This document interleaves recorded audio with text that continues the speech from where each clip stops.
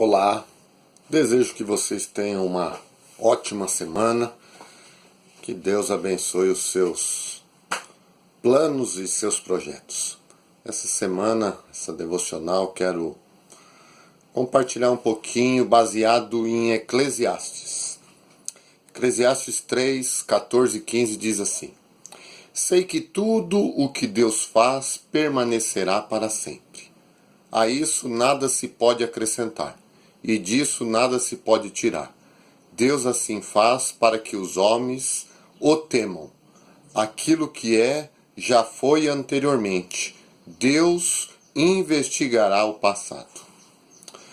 Muitas pessoas bate aquele momento nostálgico, alguns lambendo suas feridas, mas alguns pensando, como foi bom aquele momento. É natural nós olharmos para o passado, mas o problema é quando a gente fica comparando com os dias de hoje e falando, se eu não tivesse passado aquele trauma, se eu não tivesse me casado, se eu não tivesse feito isso ou aquilo. O próprio Eclesiastes fala para a gente não fazer isso, que é uma atitude tola. Lá em Eclesiastes 7, 10 e 14 diz assim: Não diga, porque os dias do passado foram melhores que os de hoje, pois não é sábio fazer esse tipo de pergunta.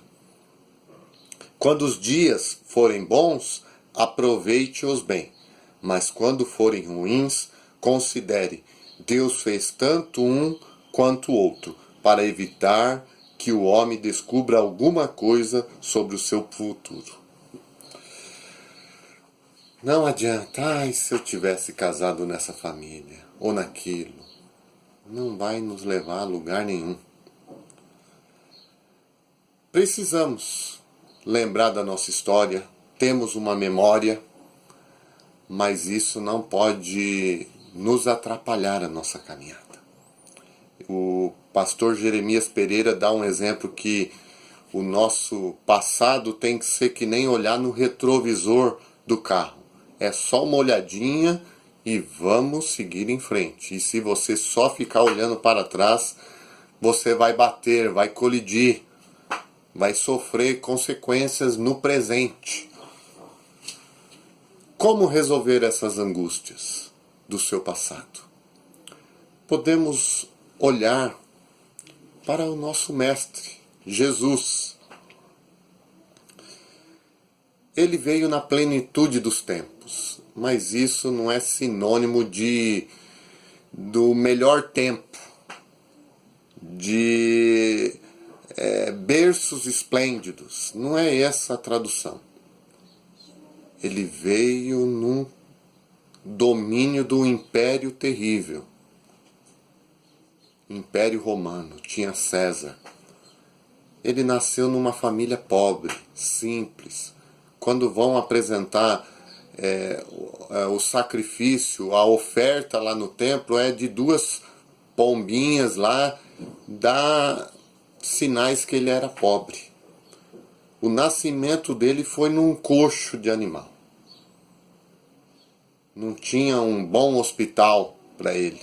Ele não estava no requinte, numa pompa de um lugar bem mobiliado, não tinha nada disso. E aonde que ele foi criado também Nazaré. Teve um que falou assim, mas pode vir alguma coisa boa de Nazaré? Era sinônimo também de uma cidade que não saía coisa boa de lá. E ele foi criado lá. Naquele tempo, então, tinha César, tinha Herodes, tinha aqueles sacerdotes, Anás, Caifás, que não eram homens que estavam querendo obedecer a Deus. Então, através de Jesus, podemos ver que Deus não deixou tudo redondinho para ele descer. E Deus não vai fazer isso quando a gente se achega a Ele. Vou deixar tudo redondinho.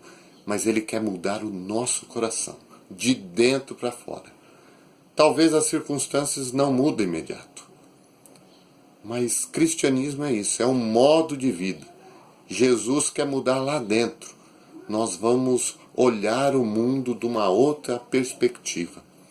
Eu me lembro de um escrito do Luiz Fernando Veríssimo. Ele conta uma história que ele foi num bar no dia do aniversário dele. É um bar fantasioso, inventado. E lá ele vai perguntando para as pessoas: quem é você? Eu sou você se tivesse tomado essa atitude. E aí pergunta para outro: e qual é o seu nome? Eu sou você mesmo, se tivesse tomado isso ou aquela atitude. No fim das contas, ele percebe que ele é a melhor versão dele mesmo. Você é resultado das suas decisões. Deus quer ajudar você a tomar ótimas decisões. Ele tem um plano, um futuro maravilhoso para você. Mesmo nas turbulências dessa vida, o melhor ainda está por vir. Não fique olhando para o passado e achando que aquilo foi melhor que hoje. Hoje é o melhor dia. Deus abençoe você e sua casa.